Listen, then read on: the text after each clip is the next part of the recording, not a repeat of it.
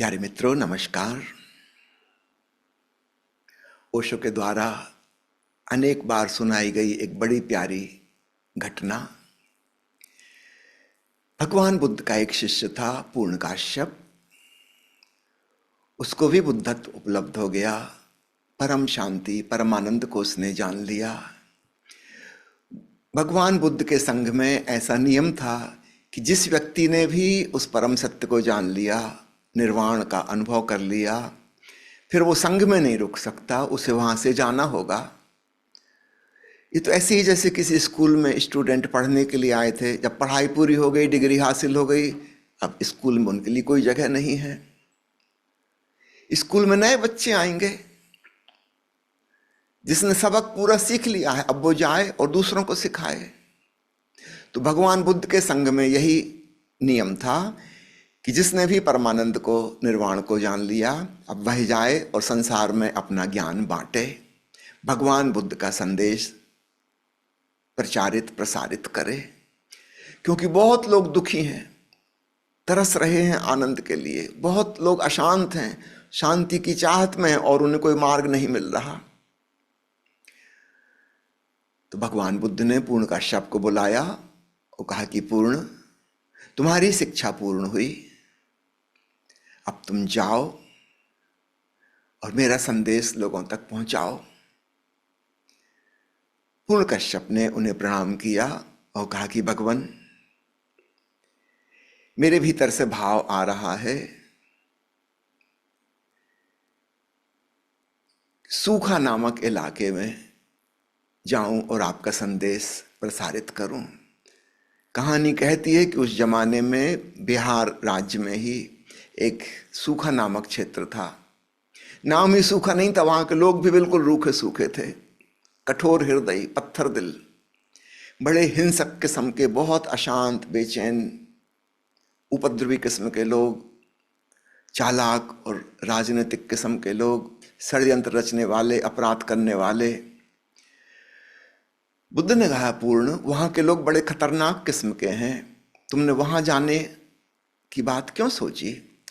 पूर्ण ने कहा कि निश्चित ही वहां के लोग बहुत अशांत हैं, बेचैन हैं, लेकिन उन्हीं को तो शांति की जरूरत है, उन्हीं को तो जीवन में चैन चाहिए, और आपका संदेश यही तो है कि हम चैन अमन से कैसे रह सकें।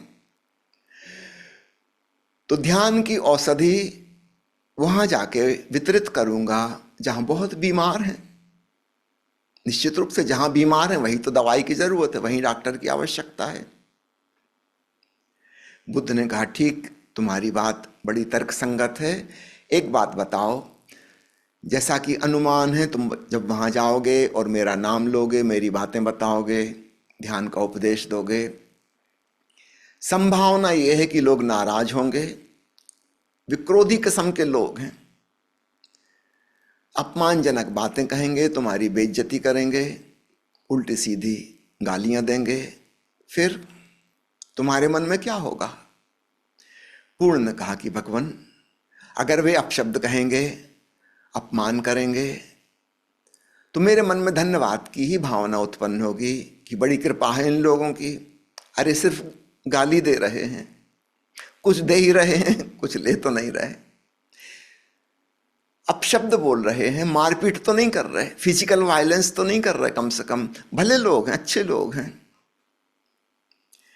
बुद्ध ने कहा, दूसरा सवाल पूछता हूं, मान लो वो लोग मारपीट करने लगे, शारीरिक रूप से तुम्हें चोट पहुंचाने लगे, फिर तुम्हारे मन में क्या भाव होगा? पूर्णकाश्यप ने कहा कि प्रभु, मेरे मन में तब भी अनुग्रह की ही भावना होगी कि अच्छे लोग हैं, प्यारे लोग हैं, अरे हल्की फुल्की चोट पहुंचा रहे हैं, कोई जान से तो नहीं मार डाला, कोई प्राण तो नहीं ले ली, हत्या तो नहीं कर दी, यही क्या कम है? बुरा आदमी बुराई करने पर उतर आए तो कुछ भी कर सकता है, तो थोड़ी बहुत चोट पहुंचा दी, कोई बात नहीं, यह मेरे मन में भाव होगा। बुद्ध ने कहा, अब एक आखिरी सवाल का जवाब और दे दो।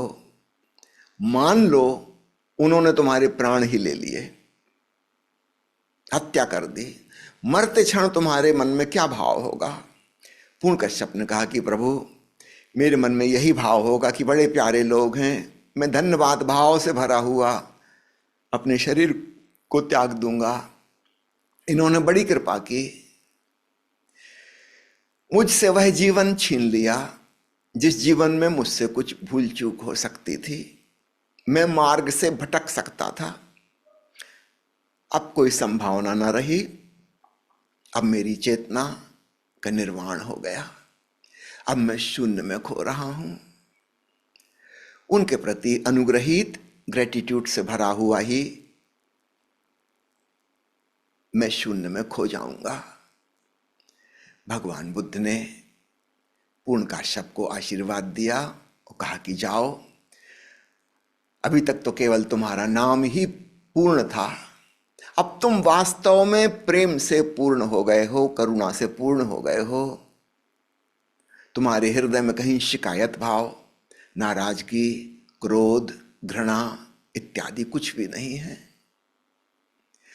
परिस्थितियां कैसी भी हों, तुम्हारी सुंदर मन स्थिति सुंदर ही रहेगी। जाओ, तुम्हारे भीतर जो भाव उठा है उसे पूरा करो।